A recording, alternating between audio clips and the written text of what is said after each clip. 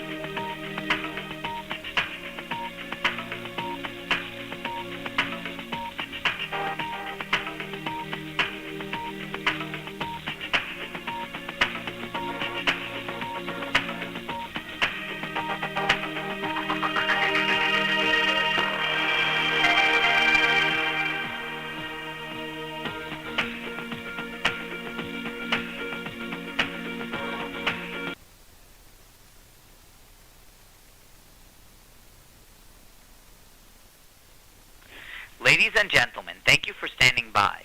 Welcome to the Allot conference call to discuss today's announcement, Allot's Results Conference Call.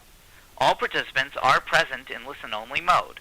Following management's formal presentation, instructions will be given for the question and answer session. As a reminder, this conference is being recorded. You should have all received by now the company's press release. If you have not, please check the company's website at www.allot.com or call EK Global Investor Relations. I would now hand over the call to Allot Investor Relations Officer, Mr. Kenny Green of EK Global Investor Relations. Mr. Green, would you like to begin? Thank you, Operator. Good day to all of you and welcome to Allot's conference call to discuss the results of the first quarter 2024. I would like to thank Allot's management for hosting this conference call. With me on the line today are Mr. Eyal Harari, CEO, and Mr. Ziv Leitman, CFO. Following Eyal's prepared remarks, we will then open the call for the question and answer session, and both Eyal and Ziv will be available to answer your questions. You can find the highlights of the quarter, including the financial results and metrics, including those we typically discuss on the conference call, in today's earnings press release. Before we start, I'd like to point out the following safe harbor statement. This conference call contains projections or other forward-looking statements regarding future events or the future performance of the company. Those statements are early predictions, and Allot cannot guarantee that they will in fact occur. Allot does not assume any obligation to update that information. Actual events or results may differ materially from those projected, including as a result of changing market trends, delays in the launch of services by Allot's customers, reduced demand, and the competitive nature of the security services industry, as well as other risks identified in the documents filed by the company with the Securities and Exchange Commission. And with that, I would now like to hand the call over to Eyal Harari, CEO. Eyal, please go ahead. Thank you, Kenny. I would like to welcome all of you to our first quarter 2024 call, and I would like to thank you for joining us today. I joined Allot as the CEO a few weeks ago, and I am super excited to work with the board and the entire leadership team to drive Allot to success. I am devoting my time to learning, listening, and planning the best strategy for the company to achieve long-term profitable growth. I bring over 20 years of experience working with top-tier telco customers, most recently as CEO of RADCOM, a Nasdaq company, a leader in automated service assurance solution for telecom operators running 5G and 4G networks.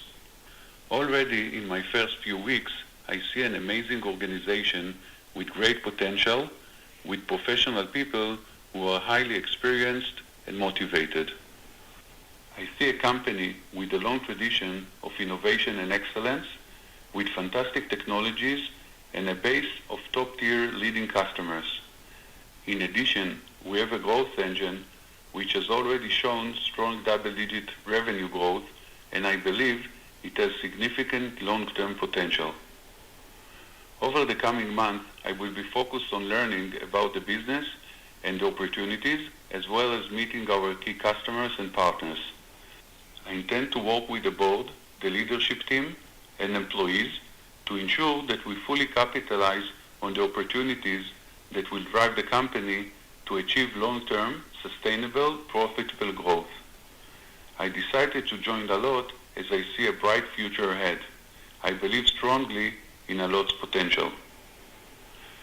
While I joined only after the first quarter was already over, I will provide a short summary of the first quarter results. Allot made progress in the quarter towards reaching the break-even level in terms of operating profit and net cash flow. To summarize, first quarter revenue was $22 million, 4% ahead of Q1 last year. Gross margins returned to the 70% range, a strong improvement over the average gross margin in 2023, which was 60%.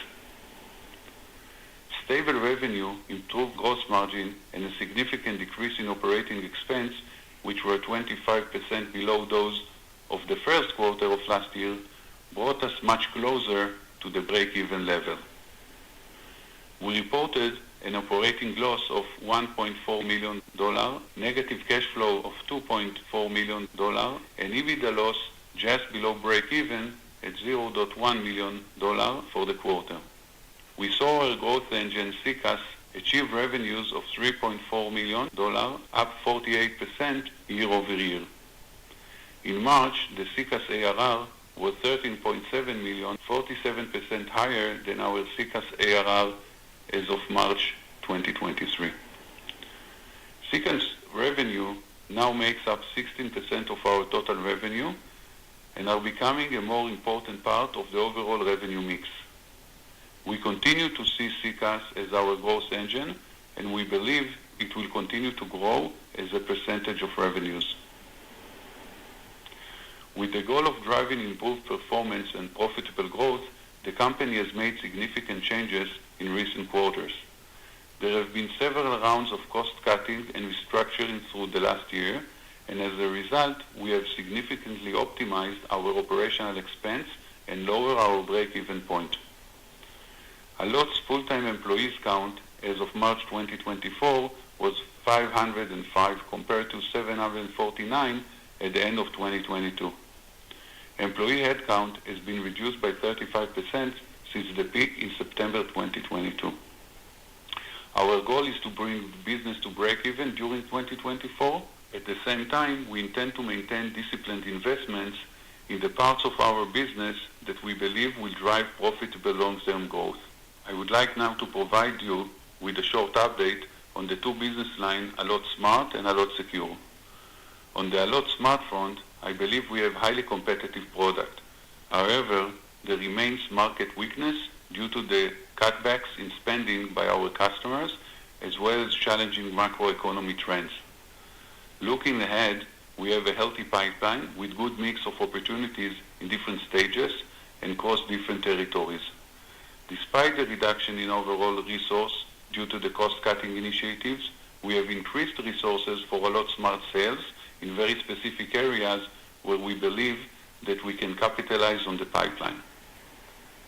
On the Allot Secure front, SECaaS revenues continue to grow at a high double-digit rate with a Tier 1 customer base.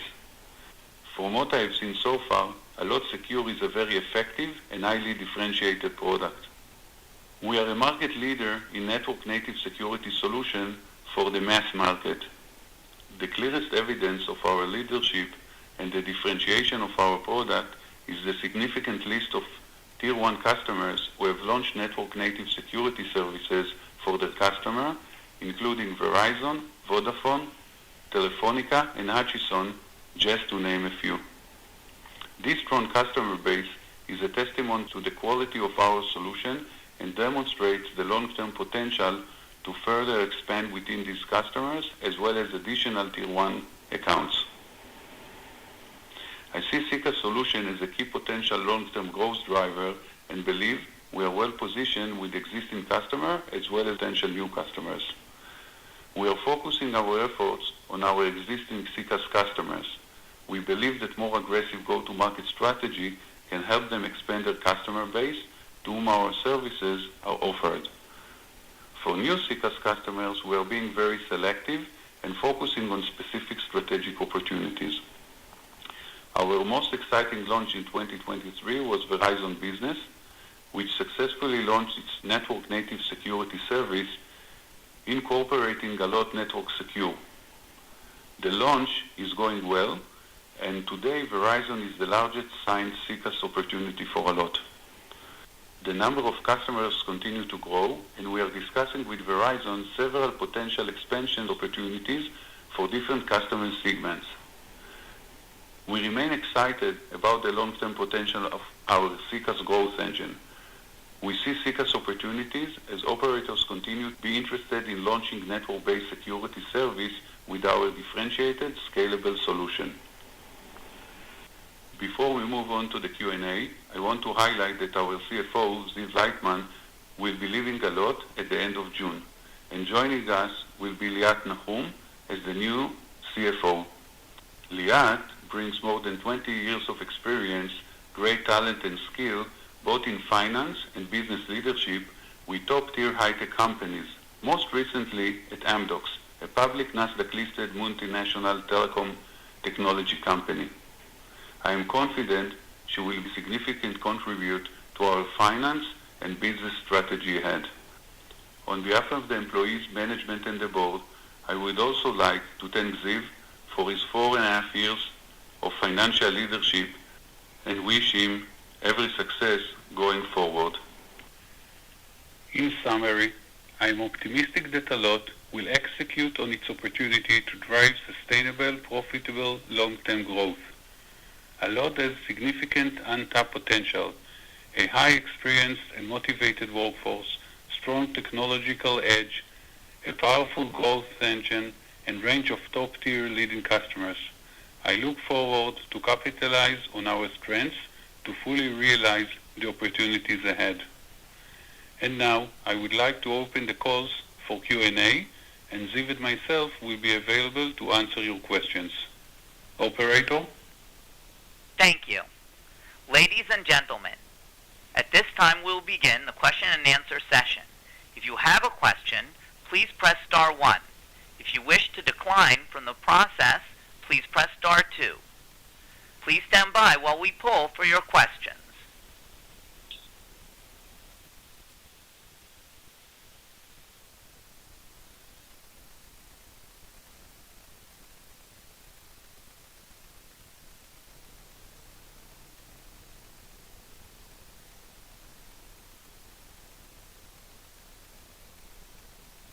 Operator? We have a question? Yes, the first question is from Michal Chokshi of Northland Capital Markets. Please go ahead. Yes, hi. Thank you for taking our questions. Hello. You talked about how you want to focus more on existing CCaaS customers. Can you delve deeper onto why you're wanting to choose to focus more on existing CCaaS customers?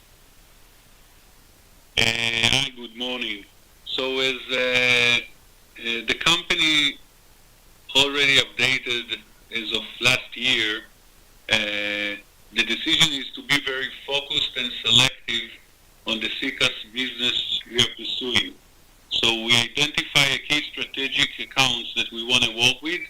Some of them are, of course, our key Tier 1 existing customers and selective new additional customers we are pursuing in order to be very focused and build a relationship with those customers we see the highest potential for long-term success. So in this respect, this is not new, and we are continuing in 2024 with the same strategy.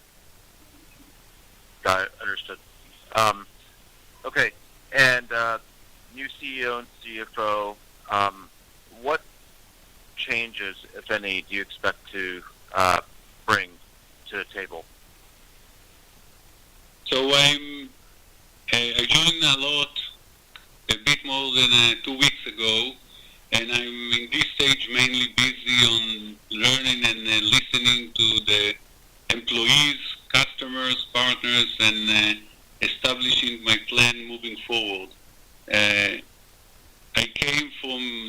have a lot of experience in the telco industry, and I work over 20 years with many Tier 1s globally, and I'm looking to see where we need to focus and adjust in order to make Allot as successful as possible.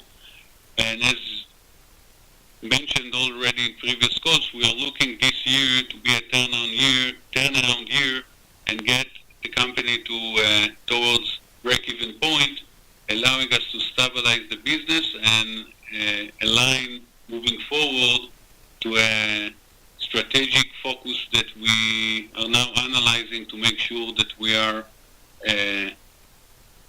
using all the potential of the company. So in this stage, I have nothing yet to share. Give me some time to continue learning, analyzing, and suggesting, and I'm sure that within a few quarters, I will be able to give you some more color about Okay, great. And then on the core DPI business, what are the talked about that there's still market declines. I think there was for Sandvine a credit downgrade, implying that they're also seeing significant declines as well. What are you seeing in terms of market share trajectory and what appears to still be a declining market? So the smart product line is based on very advanced deep technology that was invested along the many years and hundreds of R&D menus, and it's very unique and advanced in the market. We feel that the technology we have is advanced and very competitive, while in parallel we see that the CSPs, the operators, are now under pressure to cut costs and reduce capex due to the macroeconomy and the overall delays with the 5G network adoption. I'm confident that with the unique technology we have, we can capitalize on our assets. We are looking to find the right differentiators and use cases that will provide us the advantage over our competitors and eventually provide the most value to our customers. And eventually, when you provide the right value, business will follow. So we continue to invest in this very important business line and making sure we have the right solutions for the customer demand. Okay. And then you mentioned that you believe that... Yes? And Neil, if I may add, in our strategy, let me remind all of you, is that we assume that the DPI market is stable, and our strategy for profitable growth will come from the increase in the CCaaS business. And for instance, this quarter, the CCaaS revenues are 50% higher than the comparable quarter. And this was also the growth rate in previous years. So we cannot promise the same growth rate for the future. It can be higher, it can be lower, but no doubt that this is the growth engine of the company, and the profitable growth will come from the CCaaS business, while the smart business will remain stable. Got it. And your CCaaS ARR was up $1 million Q-over-Q, a little less than 10%. What was the driver of that sequential increase in your CCaaS ARR? So eventually we see incremental increase with most of our customers as they are continuing with their marketing plans and onboard additional subscribers to our services. This trend is expected to continue as we add more customers, more operators that use our services, and they do their marketing efforts to onboard additional subscribers to their services. And this is why we are seeing so far double-digit growth, and we are expecting to continue to see that with the addition of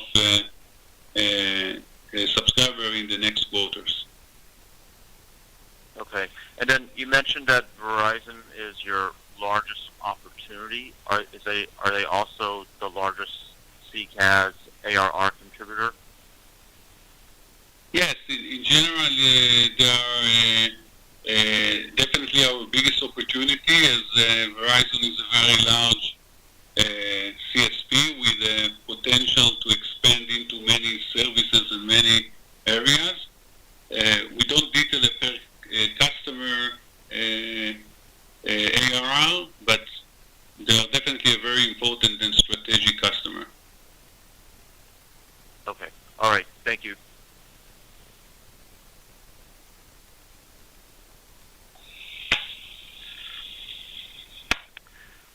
There are no further questions at this time.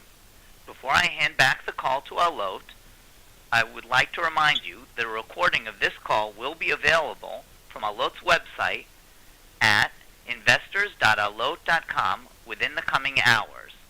And now, I would like to hand back the call to Mr. Kenny Green, Allot's Investor Relations, to make his concluding statement. Thank you, Operator. So over the coming months, we will be organizing calls and meetings for Allot's new management with all our investors. If you're interested in meeting or speaking with us, please feel free to reach out to me or anyone in the Allot Investor Relations team. On behalf of Allot, I'd like to thank all of you for joining this call and your interest in Allot, and I would like to thank Eyal and Ziv for hosting this call and wish Ziv the best of luck in his future endeavors.